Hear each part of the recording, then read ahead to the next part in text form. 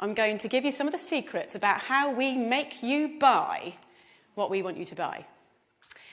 So as a marketer, when I'm first giving you a product, what's my job? Well, my job is to make you want it, to crave it, to need it, to think that it is the best innovation in food since sliced bread. But how do we do it? Well, I'm going to give you a really big example later that I'm going to break right down for you. But let's just start by looking at a few fun little things. So here we have Shreddies, an old favourite, been around for years, very popular in the UK and Canada. Without changing a single little thing about that product, they remarketed them, rebranded them as brand new diamond-shaped Shreddies. Food marketing genius right there. In the 1950s, there was a very important innovation in food. The instant mix cake, one of my personal favourites. When they were first brought out, all you needed to do was to add a little bit of water. Who's not going to love that? Well, actually, no one loved it. No one bought the bloody things. So they did a bit of research. And what they found was that the main consumer, the target consumer, the housewife, felt that it was cheating. They didn't want to pass off such an easy thing as their own baking to their partners, their husbands, their families, whatever. So what did the producers have to do? They had to make it harder. So now you had to add water and an egg. And sales exploded. But these examples, these are just chicken feed compared to what I really want to talk about tonight, and that is chickens and pigs and cows.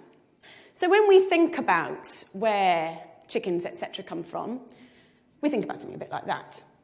That's also our instinctive idea, but we all know if we really think about it, if we think about it deeply, it's probably a little bit more like that. But that's a lot nicer. It's a lot more romantic. So how do we give you this impression? Well, there are 3 techniques that we use. The third of which is our secret weapon, and I am going to blow it for you tonight, so please stay primed for that. Let's look at technique number 1. Everybody believes what's on the label. So let's look at some examples. Some of my favourites, some of the ones I use all the time. I'll use farm fresh. I'll use 100% natural. I'll use butcher's choice. But what does that really actually mean? Well, truthfully, it doesn't mean very much. If we see that on the label, we feel a bit more confident.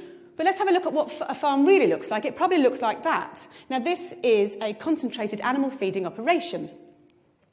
I'm going to run that past you again. It's a concentrated animal feeding operation. That's not going to look great on a label. Hence, we use farm fresh. Innovation number 2. This is what we use. We focus on progress. Intensive farming was born out of necessity. At the end of the Second World War, resources were extremely tight. Farming had to be by necessity very, very economical. And we've learnt from that, and we've built from that, and we're able to now raise more and more animals in smaller and smaller spaces. So we've got extremely good at it. If we looked at a room of about this size, and this were turned into a chicken barn, it's a 100-seat theatre, how many chickens could we probably fit in this room now? I'm going to say about 4,000. It's pretty impressive, isn't it? It'd probably look a little bit like that. Now, the public aren't going to be massively keen on that idea, and it's my job to make them feel a little bit better about it. So how do I do it? Well, a basic principle of marketing. We use the right choice of words, and by using the right choice of words, we can make the conversation, we can focus the conversation the way we want it to. So we'll use an example like this. When you look at that picture, where is your eye drawn? It's drawn right to the middle of the page, massive letters, we've got strive to optimise. What we're looking at in the picture, in reverse, looks a bit like that, but this looks a lot nicer, because we're looking at strive to optimise. It makes us feel that there's progress. We feel good. So the challenge for the marketers is to make the public feel comfortable at what they're seeing. One of the side effects of intensive farming, of having so many animals in such a small space, unfortunately, is obviously disease, because you put so many animals into a small space, they're going to get sick. It is no secret that 50% of all the antibiotics in the world are used on farmed animals. So how do we make the public feel okay with this? How does that happen? My job. How do I do it? I use the language of innovation. So we're going back to our old friends at porkcares.org.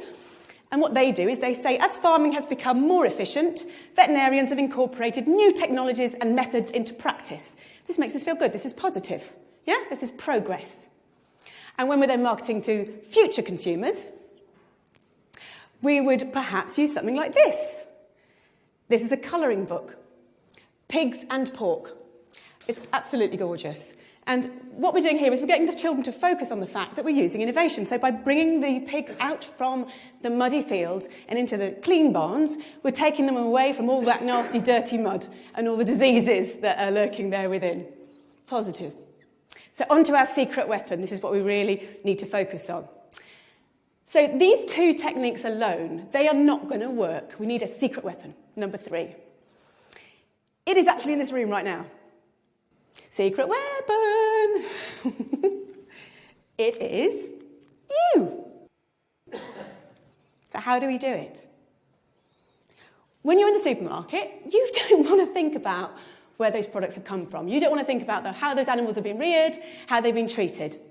The power of willful ignorance cannot be overstated.